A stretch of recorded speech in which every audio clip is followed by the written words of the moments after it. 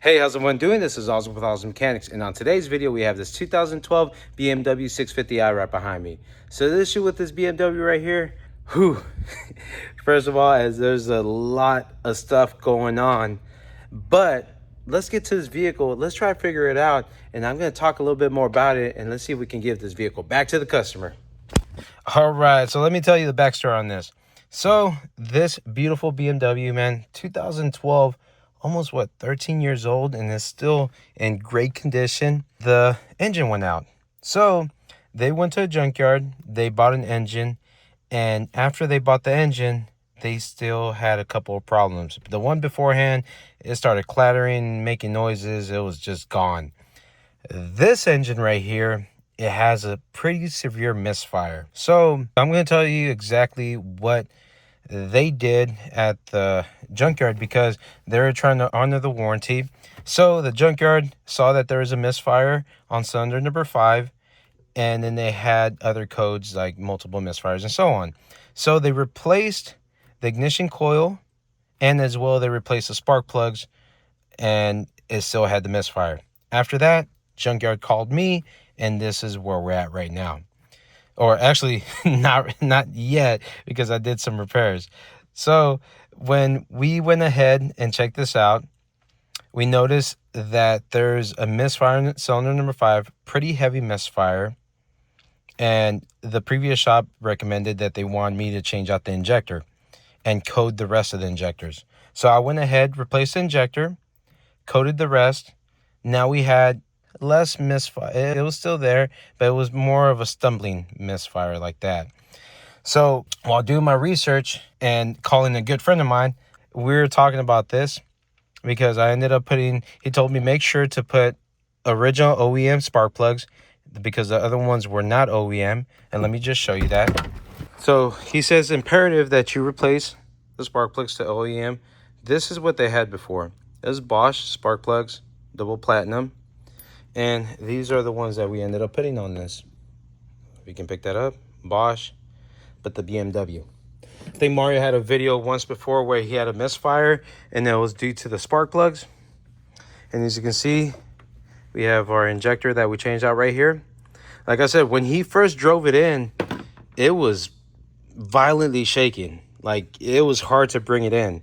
As soon as we changed this out, it was a lot smoother, but we still had a problem.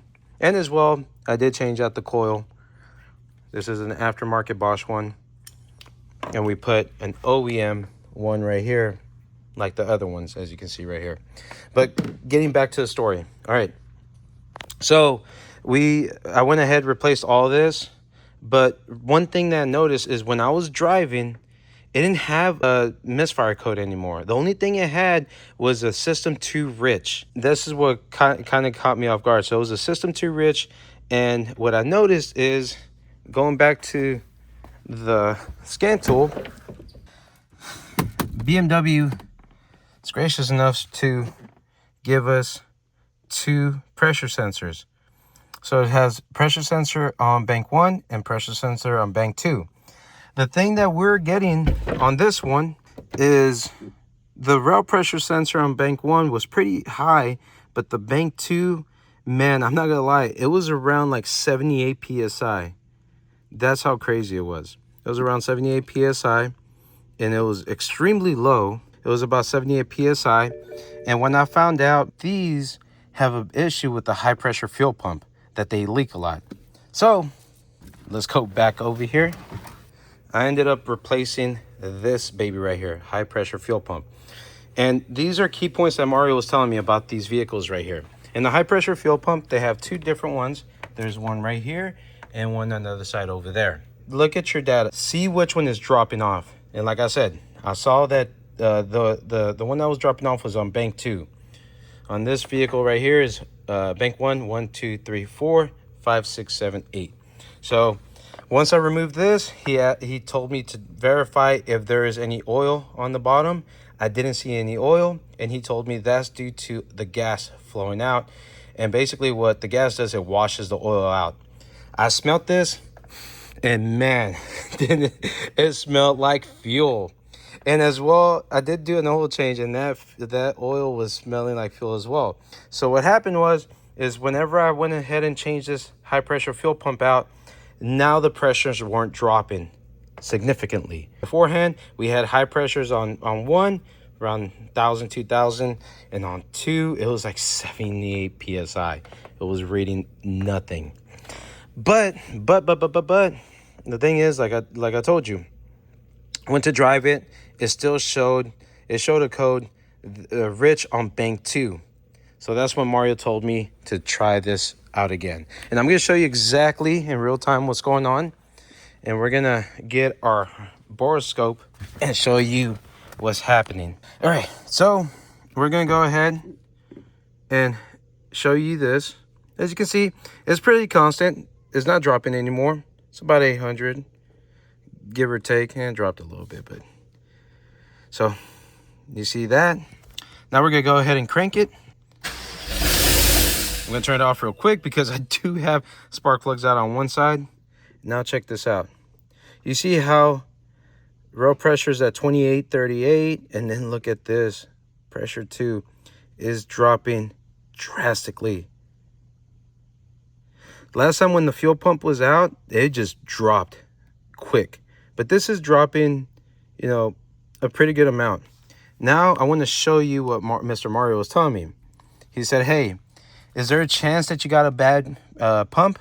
There is a chance. So what I did, he told me, swap those two suckers out because there's two right there. So I swapped them out, moved the driver's side to passenger, and the pressure still stayed on that one side. So after that, he said, get a borescope. Let's go in there and let's check it out. Let me get this borescope. I want to show you what I found. All right, so we have our borescope right here, and I want to go through each one and check these out. So look, we're going to go ahead, look at our injectors. So here's injector that we have. That's the one that we actually changed out. You can see it right here. You know, a little bit moist. We just turned on the vehicle right now. And then let's go over here. Oh, look how misty it is inside. I don't know, check this out. Look at that. This sucker is still pouring out. So if we look at our data right here, and we can see that stream. Now let's go check another one out. There's our other injector. A little moist, like I said. I did just crank this over without spark plugs. Well, this one's all the way up, so I don't know if I can get this one. All right. Let's go back on this one right here. Let's see when it stops. Man, it is still spraying. Look at that. This is when I want to know when it's gonna stop. Like last time, oh, there it goes. There you go. It stopped. And then our pressure, if you look at the scan tool, I think it's gonna stay pretty consistent now. How cool is that? But that one is severely wet. So there you go. Our pressure is not dropping as significant as it was before, but we can tell right here, this is gonna be the injector that's bad. All right, so there you go. Look, man, I'm not a Euro specialist. I just diagnose stuff, and this was a crazy one. You know, I had to phone a friend on this one because I know Mario's one of the Euro specialists out there. He is one of the best. He's a good friend of mine too. So, man, this was, I felt like a banana. Every time I kept on layering off the freaking banana, there's a different problem. This is not a diagnostic video. This is more of a video to show you if you have a leaky injector. So I just wanted to show you my process. I didn't make a full video on this one because, first of all, like I said, I'm not the Euro specialist. I feel like whenever I make a video, I want to make sure that I put good stuff out there. But right here, this is a video of my learning experience, if you want to say it that way. But it was kind of cool because I did go through the processes of what was going on. And I do want to show you something. So whenever we removed the spark plug off of number 5, it was black, completely black and wet too. So number 5 injector was the main culprit because that's the one that was really, I think that was the main one that was causing a lot of issues. and then we kept on unveiling other problems. Remember, this engine was a junkyard engine as well, so this was not a brand new engine.